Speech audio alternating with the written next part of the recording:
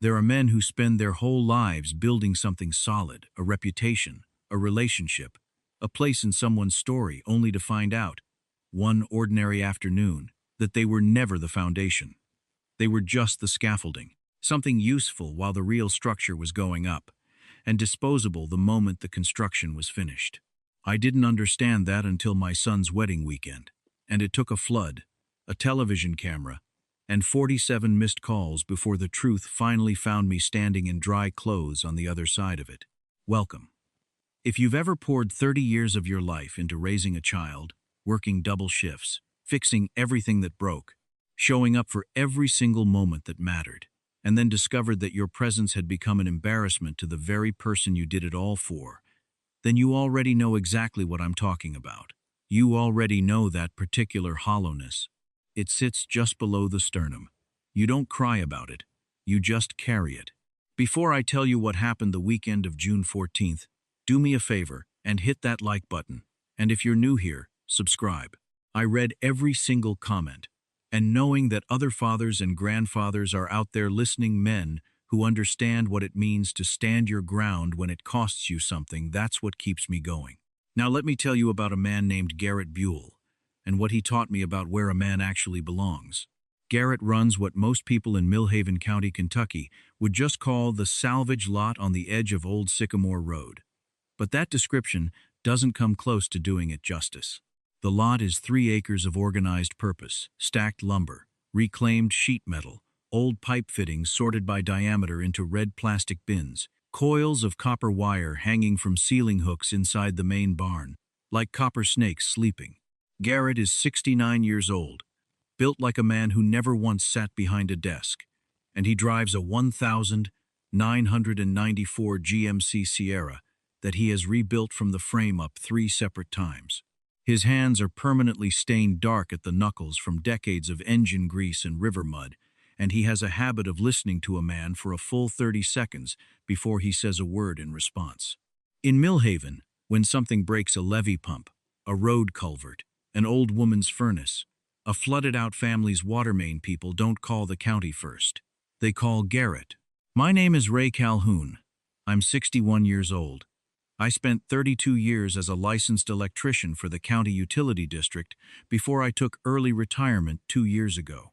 I own a small house on Birchfield Lane, a 2017 Chevy Silverado with a utility bed, and roughly $12,000 worth of commercial electrical tools and equipment that I still maintain out of habit and something I can only describe as stubbornness. I have one son. His name is Derek. He's 34 years old, and he is, by every measurable standard, a success. He works as a financial analyst at a firm in Nashville. He lives in a new construction home in a subdivision called Willowbrook Estates. He married a woman named Cassandra Page, now Cassandra Calhoun, on a Saturday in June that I will never forget for reasons she did not intend. To understand why that weekend broke something open in me, you have to understand the previous 3 years. When Derek started dating Cassandra, I tried. I genuinely tried. I drove 4 hours to Nashville twice to have dinner with them. I brought a good bottle of bourbon. I listened.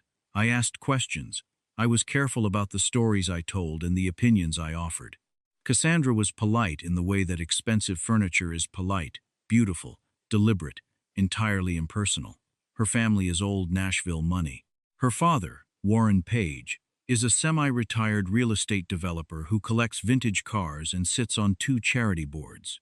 Her mother, Diane, hosts garden parties and refers to people outside their social circle as working types, in a tone that she clearly considers neutral. I am, without question, a working type. 6 months before the wedding, Derek called me on a Tuesday evening. I was in the garage cleaning the terminals on a portable junction box, which is exactly the kind of detail that will matter later. "Dad," he said. He had that careful voice he gets when he's decided something and is now informing me, not discussing it. "Cassandra and I want to talk to you about the wedding logistics." I set the terminal brush down on the workbench. "Go ahead, son. The ceremony is at 4 o'clock at Whitmore Chapel. We want you there, obviously." He paused, and I could hear Cassandra's voice low in the background. "But the reception is at the Page estate. It's a seated dinner for 120 guests, and Cassandra's mother has designed the seating arrangements around the family photograph wall in the main hall. Another pause. The thing is, Dad Cassandra's family is very, visually coordinated. All the family portraits going back 4 generations are in there. Warren and Diane want the reception to have a certain— Derek, I said quietly. Just say it. He exhaled. Cassandra doesn't think it would be the right fit, Dad. For you to be at the reception. It's her parents' home, and they've planned it in a specific way, and you'd be the only person there without a formal background, and Cassandra feels like it would be uncomfortable for everyone, including you. I stood in my garage for a moment, looking at the junction box, at the tool pegboard on the wall, at the 32 years of careful, honest work represented in the equipment around me. So I can watch my son get married, I said, and then I go home. Derek's voice dropped half a register. We'll do a dinner, just us, after the honeymoon. I promise. I already booked the hotel room in Nashville for the whole weekend, Derek. I had my suit pressed. I bought a gift off the registry. Dad, please don't make this harder than it has to be. I want you to hear what he said there. Don't make this harder. As though the difficulty of the situation originated with me. As though I was the one who had designed it. As though the right response to being quietly set aside was to be quiet about it. All right, I said.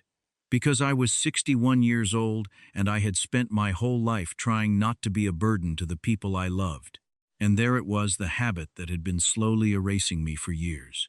All right, Derek. I hung up and stood in the garage for a long time. Not crying, just standing there with the kind of stillness that comes after something inside you rearranges itself. If you've ever had a moment where you realize that your own child was embarrassed by who you are, not something you did, but what you are, what your hands look like, what your profession was, what neighborhood you came from, then you know that specific kind of cold. Hit that like button if you do. Because there are more of us out here than most people admit. The week before the wedding, I drove out to Garrett's salvage lot on Sycamore Road. I hadn't called ahead. I just needed somewhere to put my hands to work. Garrett was in the back of the main barn rethreading pipe fittings for a repair job he was doing for an elderly widow named Miss Odette Raines, who lived alone in a river-bottom house about 2 miles from the Millhaven levee. He looked up when I walked in, nodded, and handed me the other end of the pipe without saying a word about why I was there at 2 in the afternoon on a weekday. We worked for about an hour before he poured 2 cups of black coffee from a dented percolator on the workbench shelf. He handed me one and leaned against the barn wall. Your boy's wedding is next weekend, he said. It wasn't a question. It is, I said. You going?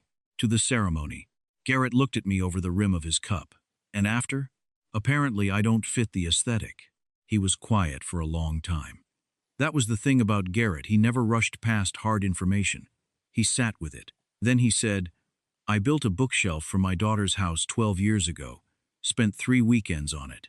She moved it to the garage 6 months later because it didn't match the new couch. I asked her about it once. She said, Daddy, it was beautiful, it just didn't go with anything. He took a sip of his coffee. I understood then that some people can love you and still not have a place for you. Those are 2 different things. And a man needs to decide which one he's willing to live on. I looked down at the coffee. What did you decide? I decided that if I didn't go where I was useful, I'd spend the rest of my life being decorative, and I'm not a decorative man. He set his cup down. Come back Saturday morning, Ray. 6 o'clock. Miss Odette's sump pump is failing, and the National Weather Service has been talking about a major weather system moving up the river valley. If that creek behind her property gets 2 more feet, her ground floor is gone. I looked at him. The wedding is Saturday. Ceremony's at 4, he said simply.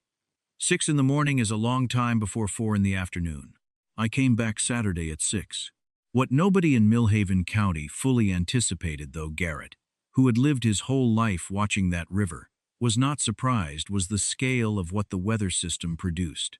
The rain started Friday evening, light and unassuming. By midnight it was heavy. By 3 in the morning it was a wall. The Green River watershed, already saturated from a wet spring, couldn't absorb it. By the time the sun should have come up on Saturday morning, the water behind Miss Odette's house was already over the bank and moving fast. and the County Emergency Management Office had declared a flood emergency for the entire lower valley. 41 properties in the river bottom zone were at immediate risk. The county had 2 pumper trucks and 1 rescue boat, and all 3 were already committed to the Route 9 underpass, where 2 cars had gotten trapped overnight. Garrett had been awake since midnight. When I pulled up to the salvage lot at 6, his Sierra was already loaded portable submersible pumps, 200 feet of discharge hose, a generator, a come-along winch, 3 rolls of sandbag liner fabric, and his flat-bottom aluminum John boat hooked to the trailer hitch.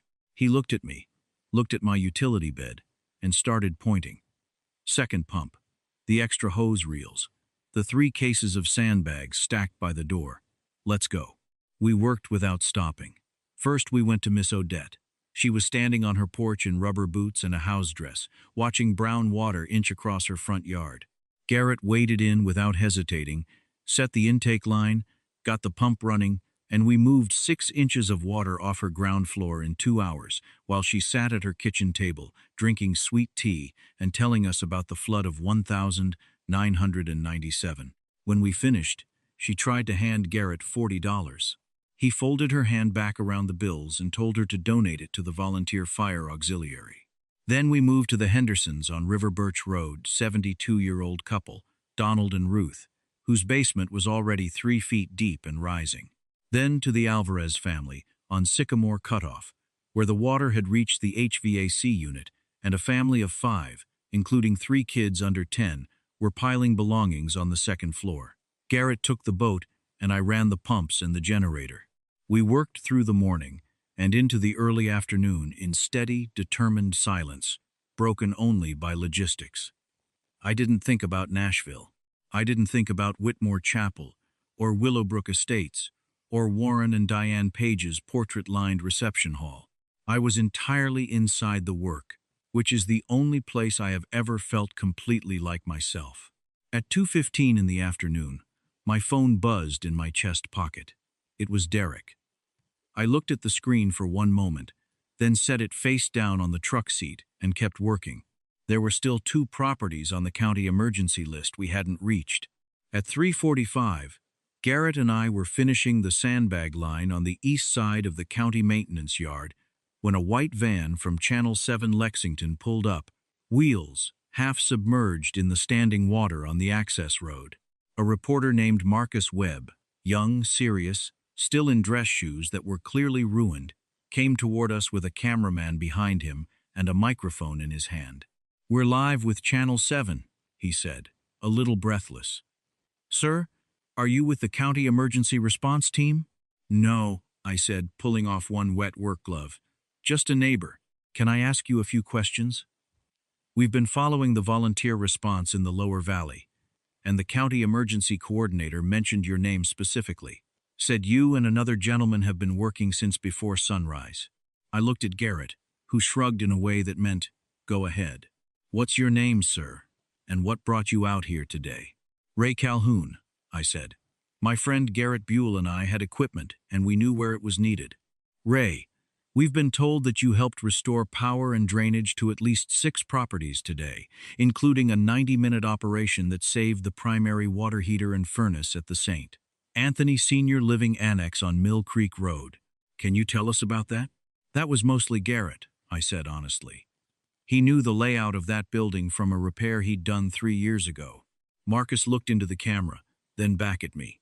"It's worth noting for our viewers that today is also the day of one of the largest social events in the Nashville regional calendar, the Page-Calhoun wedding, which several prominent families from Nashville drove down to attend. Were you invited to any of those festivities, Ray?" I took a slow breath and looked out over the standing water, catching the afternoon light. "I was invited to watch my son get married at 4 o'clock, I said. "The reception afterward had other arrangements. So I had some time this morning, and there were people who needed help, and I had the right tools in my truck. It seemed like the obvious thing to do." Marcus paused. "That's your son's wedding today, and you're—" "My son is getting married in about 15 minutes, I said, and I almost smiled. "I hope it's a beautiful ceremony. I hope they're very happy. I'll be watching the road down on the county line because there's still some debris blocking the drainage channel, and if we don't clear it before tonight's rain, 3 more houses are going to flood. I looked at the camera for the first time. If anyone out in the lower valley needs help, call the volunteer line. There are good people working out here today. I pulled my glove back on. Garrett was already walking back toward the truck. That's Ray Calhoun, Marcus said to the camera, a retired county electrician and one of several volunteers who have worked through a major flood emergency in Millhaven today, on what is apparently also his son's wedding day. Back to you.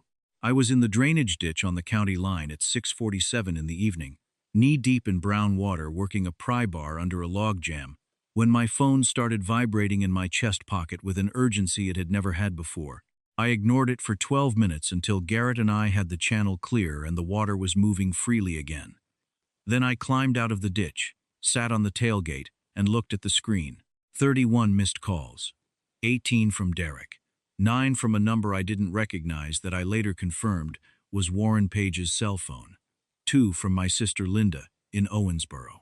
1 from my old foreman at the utility district who left a voicemail that just said, "Ray, you magnificent stubborn man, call me." There were also text messages. Derek's most recent one read, "Dad, please pick up. We need to talk. It's not what you think." I drove back to Garrett's lot, helped him unload the equipment, and hosed down the pumps in the last light of the afternoon. He poured the last of the coffee, which at that point tasted like warm creek silt, and we stood in the lot with the kind of quiet that only comes after you've spent a full day doing something that genuinely mattered. "You're not going to answer tonight, are you?" Garrett said. It wasn't a question. "Not tonight," I said. He nodded. "Good. Let it breathe." I drove home, stripped off everything at the door, showered until the hot water ran out, and sat down at my kitchen table in dry clothes with a glass of water. I turned my phone back on. Before I could open a single message, it rang. "Derek." I answered. "Dad." His voice was wound tight in a way I hadn't heard since he was a teenager. "Dad, where are you? Are you okay?" "I'm at home, Derek," I said. "I just got in. Congratulations on your wedding. I hope the ceremony was everything you wanted." "Dad, He stopped. I could hear noise in the background, voices, Cassandra saying something sharp to someone else. "Dad, you were on the news. Channel 7. The segment ran during the reception. Marcus Webb. They showed it on a monitor at the venue because someone's parents had the stream going on their tablet. And Dad, Warren saw it. Diane saw it. All 120 guests saw it." I was quiet. "Marcus Webb said it was your son's wedding day," Derek said. "He said you were out working in a flood because the reception had other arrangements." "Dad, do you understand what Warren is furious? He thinks we planned this somehow. Diane is telling people that she feels terrible, and Cassandra's aunt started crying at the table, and Cassandra," his voice cracked very slightly, "Cassandra's not having a good wedding night, Dad." I looked out my kitchen window at the dark yard, at the utility light on the side of the garage. "I didn't plan anything, Derek," I said evenly. "Garrett called me because people's homes were flooding. I went. A reporter asked me if I had plans for the day, and I told him the truth. There's no version of that I'm ashamed of." "You said the reception had other arrangements," Derek said, and his voice had shifted, not angry, exactly, but raw. "You said that on television." "That's what you told me," I said. "Those were basically your words, son. I just repeated them on a different occasion." Silence. "Dad." His voice was quieter now. Something in it had changed register.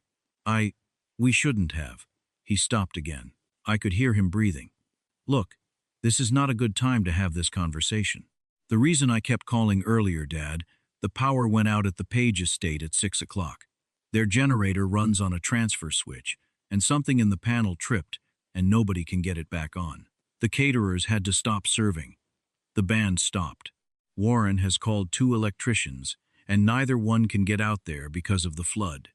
He asked if he wanted to know if you could come out to the estate and look at the panel." I sat back in my chair. 61 years old.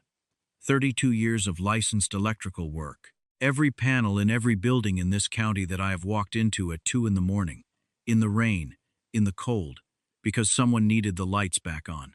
And here was Warren Page, who had quietly, through his daughter, made clear that I was not the right kind of man to be seated among his guests, now wanting me to come to his estate on my son's wedding night and fix his electrical panel. "Derek," I said slowly, "I have been on my feet since 6 o'clock this morning working in floodwater. I've cleared drainage channels, moved 3 pumps, run a generator for 4 hours, and pulled a log jam out of a county ditch by hand. My equipment is at Garrett's lot, not in my truck. My tools are cleaned and put away. I know, Dad. I know you worked hard today. But Warren Page is a wealthy and resourceful man," I said, and I kept my voice completely level, the way you keep a blade level when you're making a straight cut. "He sits on 2 charity boards and collects vintage automobiles. I'm absolutely certain that he knows electricians who are available for emergency calls.